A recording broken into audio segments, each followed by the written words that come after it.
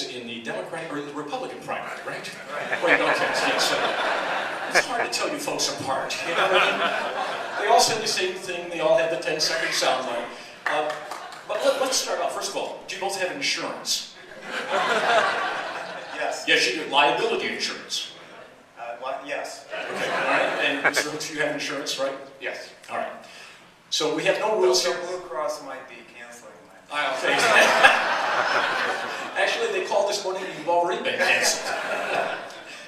Let's start out with an issue that is in the news. The legislature is grappling right now with a 3% raise for union employees that are state workers. They're thinking about killing that raise. If you were governor, would you support that, Mr. Cox? Yes. That 3% raise for all 50,000 state employees will cost about $180 million this year.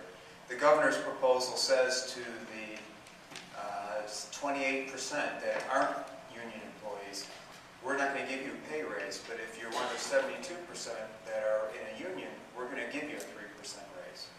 That's not a great way to build a spree, to build a workforce, and to build a team to get things done for the people of Michigan. And Tim, as you know, I've gone, unfortunately I can't raise or lower the pay of my employees. Civil service has to do that. And so I've actually went to the Civil Service Commission and asked that I be given the power to lower the salaries of some of my managers and supervisors, because I believe that when you're going through bad times, there ought to be a sense of shared sacrifice. So as I've given about 5% of my pay back last year, I'm looking for the same ability with regard to my higher paid employees. So if the union folks came to you and said, Mr. Governor, if you're governor, we negotiated that in good faith at the table, and now you come wanting to take away what we agreed to. Well, Tim, it may have been negotiated in good faith, but times have changed dramatically over just the past year, the past 2 years. You know, my brother-in-law is a UAW guy at Ford, builds F-150s, was laid off last year for 6 months. He's been there 10 years. 3 years ago, Ford didn't expect they'd have to lay him off for 6 months last year. But that's the reality that's going on in Michigan, and the public sector ought to be sharing in the sacrifices already made by the private sector. Congressman. Yeah, I think it's fairly straightforward that state employees have to reflect the reality of what's going on in the state. We've led the country now for 43 months in unemployment, and so when you go around the state and you talk to people, they're all facing hard times, whether they're in their family budgets, whether at their businesses. They've all gone and they've changed the way that they've done business. The state has not. These individuals they're outraged. When you tell them now that the people that work for them are scheduled to get a 3% increase this year, they're saying, excuse me, they work for us. And what's happened is we're creating two classes of workers. We're creating the class of workers that work in the private sector that are facing very, very difficult times. And then we're creating a class of workers that work for government, which are becoming an elite class of workers. Working for the government has to be a good job. People have to be fairly compensated, but it has to reflect the realities of what's going on in the state. I think that you've got to do some kind of a benchmarking where you say, here's what people in the private sector are earning, here's what they're paying for their benefits, here's what they're getting for retirement, and state employees have to reflect that type of reality. So I think that you're not only taking a look at not giving these individuals a raise in 2010, but you're also taking a look at perhaps having them participate in a shared sacrifice. I mean, how many people today are making as much money as what they made a year ago or 2 years ago? And it hit me, the mentality of some of these workers when my chief of staff on the Intel committee came to me this year in December and said, Pete, what kind of raises are we going to give our employees this year that work for you on the Intel committee? And then my chief of staff for my personal office, which includes workers in Washington and in my district, asked me the same question. Pete, what raises are we going to give this year? I said, what raises?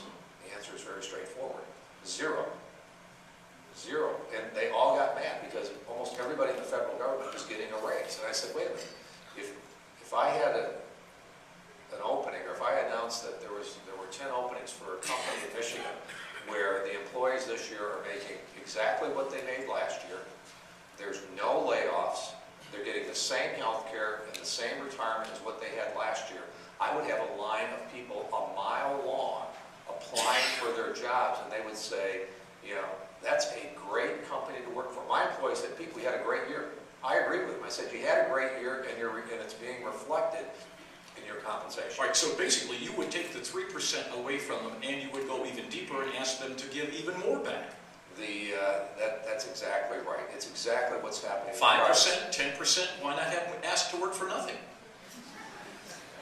You know, because like I said, working for the government can be a good job. Well, what is the number then? I would probably take a look at 5 to 7%. A 5 to 7% cut, because we're facing a 1.2, 1.4 billion dollar deficit. We have a group of teachers here in the West Michigan area who, you know, started in January. There was going to be a series of workforce reductions. A group of the teachers came together and said, rather than having a workforce reduction, we as a group are willing, we'd like to have a vote in our union, and we would all take a 5% cut so that we could keep class size the same and we wouldn't have any of our fellow teachers laid off. All right, Mr. Cox, would you go there as well? In addition to the 3%, hit them for 5 to 7? Well, Tim, it's really across the board addressing the cost of government. For instance, Would you favor that, though, as he would? part of it is when you get there, by that I mean get control of the governor's budget, the figures are always a moving target. And I'll give you an example. On October 1st of 2007, a $1.4 billion tax increase was voted on every business and every individual in the state of Michigan. We were told by the governor that there was a $1.4 billion hole in the budget. In fact, at the end of that first year, after those raises on all of you in your business capacity and in your individual capacity, we in fact found out there was a 50% overshot, that there was a $714 million surplus.